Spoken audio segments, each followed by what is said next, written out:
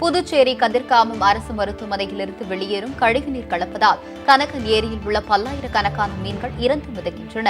சுற்றுலா பயணிகள் அதிக அளவில் வருகை தரும் இந்த ஏரி உரிய பராமரிப்பின்றி ஆகாய தாமரை மற்றும் புதர்கள் மண்டி காணப்பட்டது. ஆளுநர் கிரண்பேடியின் உத்தரவின் பேரில் இந்த ஏரி தூர்வாரப்பட்ட நிலையில் தற்போது கதிர்காமம் அரசு மருத்துவமனை மற்றும் மருத்துவக் கல்லூரி ஆராய்ச்சி நிறுவனத்திலிருந்து வெளியேறும் கழிவுகள் கலப்பதால் ஏரியில் உள்ள ஏராளமான மீன்கள் செத்து மிதக்கின்றன. மேலும் அவை உரிய நேரத்தில் அகற்றப்படாததால் துர்நாற்றம் வீசுவதுடன் தொற்று நோய் பரவும் ஆபத்து உள்ளதாகவும் பொதுமக்கள் புகார் தெரிவித்துள்ளனர்.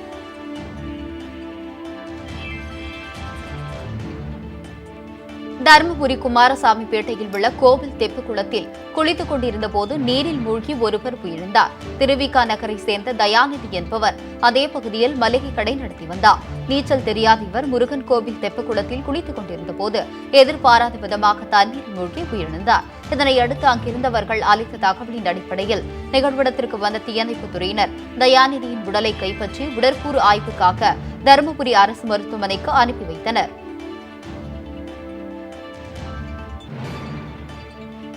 சிவகங்கையில் காவல்துறை சார்பில் நடைபெற்ற குறைதீர் கூட்டத்தில் பிரச்சினைகளுக்கு தீர்வு கிடைத்ததாக பொதுமக்கள் மகிழ்ச்சி தெரிவித்தனர். சிவகங்கை, காரைக்குடி, திருப்பத்தூர், மானாமதுரை உள்ளிட்ட பகுதிகளில் காவல்துறை சார்பில் மக்கள் குறைதீர் கூட்டங்கள் நடைபெற்று வருகிறது. இதன் ஒரு பகுதியாக சிவகங்கையில் நடைபெற்ற இந்த கூட்டத்தில் மாவட்ட எஸ்பி ஜெயச்சந்திரன் கலந்து கொண்டு பொதுமக்களின் குறைகளை கேட்டறிந்தார்.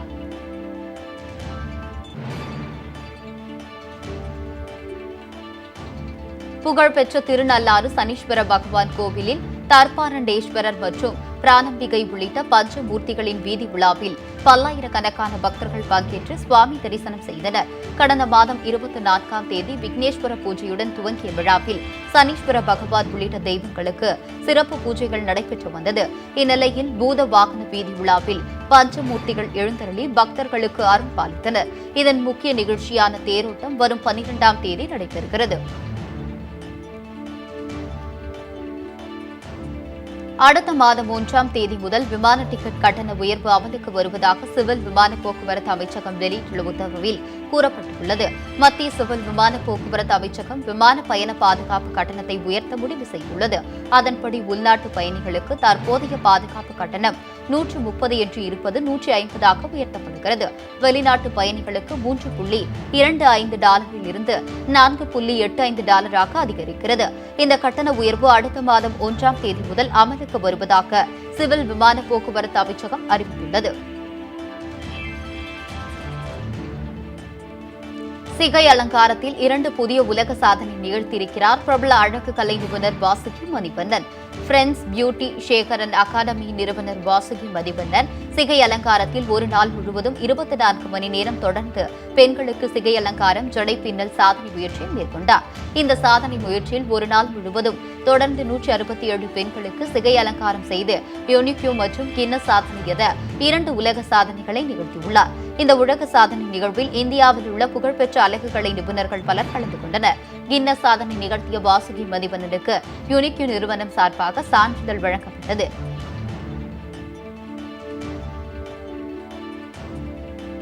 வேலூர் மாவட்டம் காட்பாடியில் 5ஆம் வகுப்பு மாணவன் நீரில் மூழ்கி விழுந்த சம்பவம் பெரும் சோகத்தை ஏற்படுத்தியுள்ளது.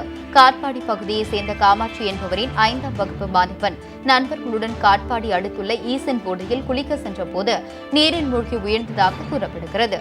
தகவல் அறிந்து காட்பாடி தீயணைப்புத் துறையினர் உடலை மீட்டு விசாரணை மேற்கொண்டுள்ளனர்.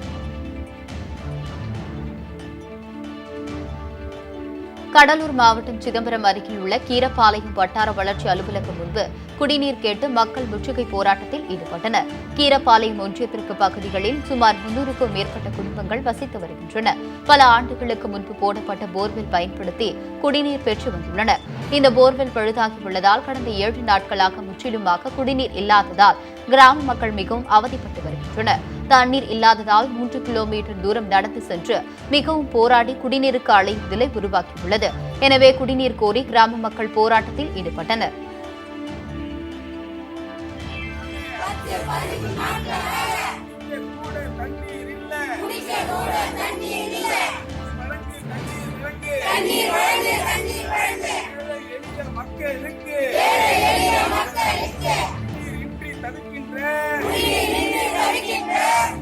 உரிமைக்காக அலைகின்ற ஊரு விட்டு ஊரு போய் 5 கிலோமீட்டர் நடந்து போய் தண்ணிக்காக அலைகின்ற செங்கல்மேடு மக்களுக்கு தண்ணீர் வழங்கு. புதுக்கோட்டை மாவட்டம் திருமயம் அருகே உள்ள மாவூரில் ஸ்ரீ சோலை பிராட்டியாவின் கோவில் திருவிழாவை முன்னிட்டு மாட்டு வண்டி பந்தயம் நடைபெற்றது. இதில் தஞ்சாவூர், மதுரை, தேனி, சிவகங்கை, புதுக்கோட்டை ஆகிய மாவட்டங்களைச் சேர்ந்த 21 ஜோடி மாட்டு வண்டிகள் கலந்து கொண்டன. போட்டியில் பெரிய மாட்டு வண்டிகள், சிறிய மாட்டு வண்டிகள் என 2 பிரிவுகளாக நடைபெற்றது. மாவூரில் துவங்கிய பந்தயம் தஞ்சாவூர், மதுரை தேசிய நெடுஞ்சாலையில் காட்டுப்பாவா பள்ளிவாசல் வரை 8 கிலோமீட்டர் தூரம் வரை நடைபெற்றது. இந்த போட்டியை மாவட்டத்தின் பல்வேறு பகுதிகளிலிருந்தும் ஆயிரக்கணக்கான மக்கள் கலந்து கொண்டு பார்வையிட்டனர்.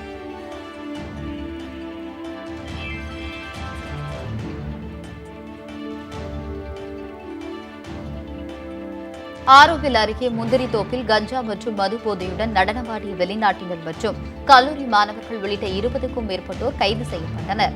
புதுச்சேரி அடுத்த தமிழக பகுதியான ஆரோவில் காட்டுப்பகுதியில் உள்ள முந்திரி தோப்பில் நள்ளிரவில் கொண்டாட்டம் நடைபெறுவதாக சமூக வலைதளத்தில் தகவல்கள் பரவியுள்ளது.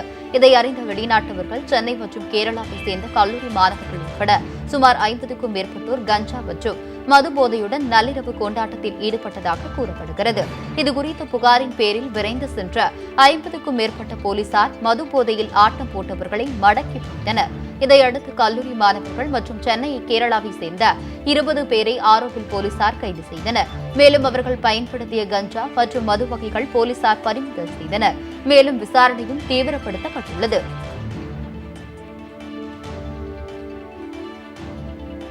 அடுத்த மாதம் 3ஆம் தேதி தமிழகம் முழுவதும் உள்ள அனைத்து கோட்டைய பொறியாளர் அலுவலகம் முன்பு கண், காது, வாயை கருப்பு துணியால் கட்டிக்கொண்டு நூதான போராட்டம் நடத்த உள்ளதாக தமிழ்நாடு நெடுஞ்சாலைத்துறை சாலை பணியாளர்கள் சங்கத்தினர் அறிவித்துள்ளனர். 41 மாத பணி நீக்க காலத்தை பணிக்காலமாக அறிவிக்க வேண்டும். நிரந்தர ஊதிய தொகுப்பில் மாதாந்திர ஊதியம் வழங்க வேண்டும். தொழில்நுட்ப கல்வித்துறை பெறாத தொழில்நுட்ப ஊழியர்களுக்கு ஊதியம் நிர்ணயம் செய்து வழங்கிட வேண்டும் உள்ளிட்டவை இவர்களது முக்கிய கோரிக்கையாகும். எம்ப்ளாயிஸ்க்குரிய ஊதிய மாற்றம் வழங்க வேண்டும். பணி நீக்க காலத்திலே இறந்த போன சாலையினுடைய வாரிசுகளுக்கு வாரிசு பணியை வழங்க வேண்டும் என்பது உள்ளிட்ட கோரிக்கைகளுக்காக தொடர்ந்து 13 ஆண்டுகளாக பல்வேறு கோரிக்கை மனுக்கள், பல்வேறு கவனஈர்ப்பு இயக்கங்களை நடத்திய பின்னும் கூட நெடுஞ்சாலைத்துறை நிர்வாகம் மாண்புமிகு தமிழக முதலமைச்சர் தலைமை தாங்கக்கூடிய இந்த துறையில் எந்தவித கோரிக்கைகளையும் நிறைவேற்றவில்லை. இந்த சூழலில் 28ஆம் தேதி மே மாதம் நாங்கள் அங்கே முதன்மை இயக்குநர் அலுவலகத்தில் உள்ளிருப்பு போராட்டம் நடத்துவதற்கு ஆயத்தமாக இருந்த நேரத்தில் முதன்மை இயக்குநர் அவர்களும் தலைமை பொறியாளர் அவர்களும் காவல்துறையை ஏவிவிட்டு எங்களை கைது செய்து கடுமையாக தாக்குதல் நடத்தி கொடுமைப்படுத்திய நிலைமைக்கு காரணமாக இருந்திருக்கிறார்கள். மேலும் எங்களை அழைத்து பேச்சுவார்த்தை நடத்தி கோரிக்கைகளை ஏற்றுக்கொண்ட பின்னும் மீண்டும் தாக்குதல் நடத்தக்கூடிய பழிவாங்கல் நடவடிக்கைகளை முடுக்கிவிட்டிருக்கிறார்கள்.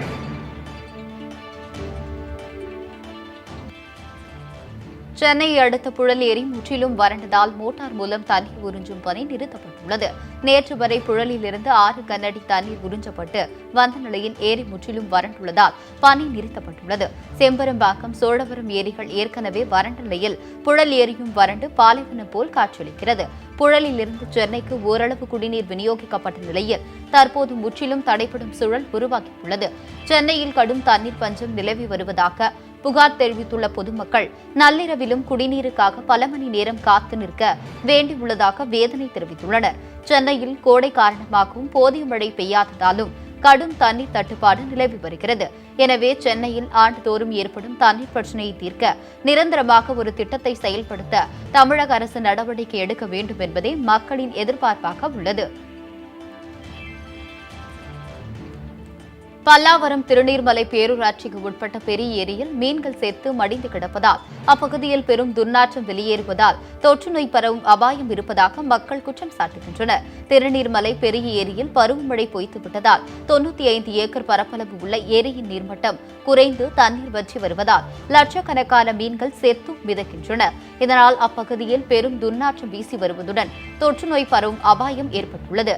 இதுகுறித்து பொதுப்பணித்துறை மற்றும் மீன்வளத்துறை அதிகாரிகளிடம் தகவல் தெரிவிக்கப்பட்டும் எந்த ஒரு நடவடிக்கையும் எடுக்கவில்லை என பொதுமக்கள் மற்றும் சமூக ஆர்வலர்கள் குற்றம் சாட்டுகின்றனர்.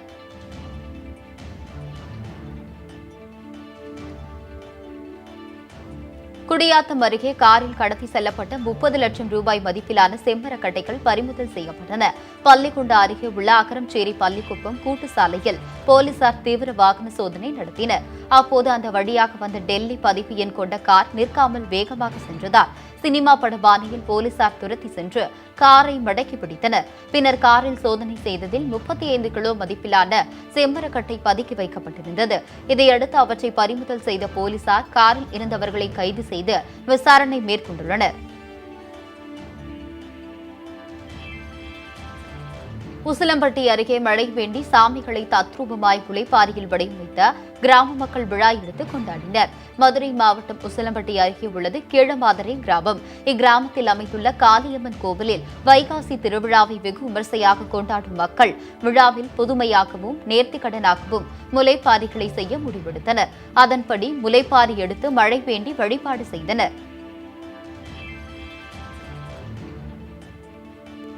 டெல்டா மாவட்டங்களை பாதுகாக்கப்பட்ட வேளாண் மண்டலமாக அறிவிக்க வலியுறுத்தி வரும் 30ஆம் தேதி பெரியாரிய உணர்வாளர்கள் கூட்டமைப்பு எதிர் மாநாடு நடத்த இருப்பதாக தெரிவித்துள்ளனர். கும்பகோணத்தில் பெரியாரிய உணர்வாளர்கள் சார்பில் கூட்டம் நடத்தப்பட்டது.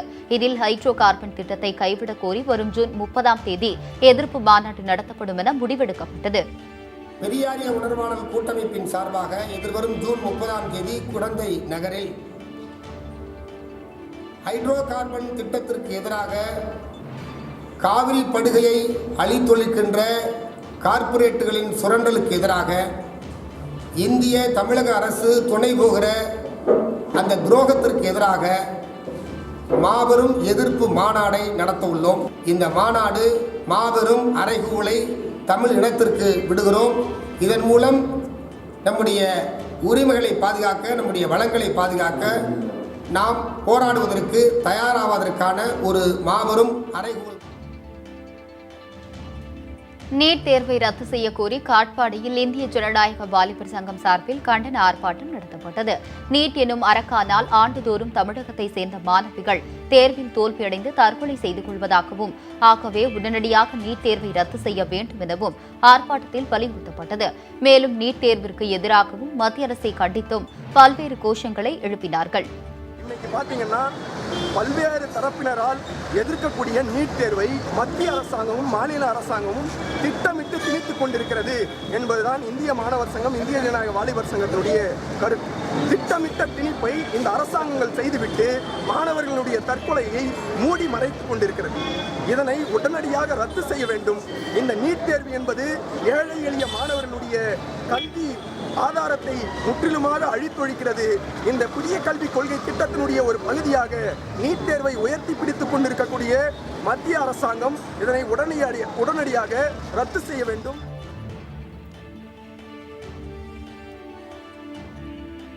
சிதம்பரத்தில் பல்கலைக்கழகம் மற்றும் கல்லூரி கல்வியாளர்களுக்கான பன்னாட்டு மாநாடு நடைபெற்றது. இந்நிகழ்ச்சியில் 500க்கும் மேற்பட்ட பல்கலைக்கழகம் மற்றும் கல்லூரி பேராசிரியர்கள், கல்வி நிறுவன அமைப்பாளர்கள், கல்லூரி முதல்வர்கள், துறை தலைவர்கள், விரிவுரையாளர்கள் உள்ளிட்ட முக்கிய பிரதிநிதிகள் கலந்து கொண்டனர்.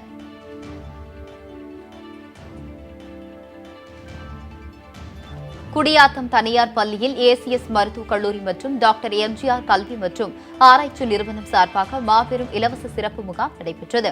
இந்நிகழ்ச்சியில் அமைச்சர் வீரமணி மற்றும் ஏசிஎஸ் மருத்துவக் கல்லூரி நிறுவனர் ஏசி சண்முகம் உள்ளிட்டோர் பங்கேற்றனர். இதில் மருத்துவக் குழுவை சேர்ந்த பிரபல 7 மருத்துவர்கள், 30 செவிலியர்கள் பங்கேற்று பொதுமக்களுக்கு இலவச மாத்திரை மருந்துகள் உள்ளிட்டவற்றை வழங்கினார்கள்.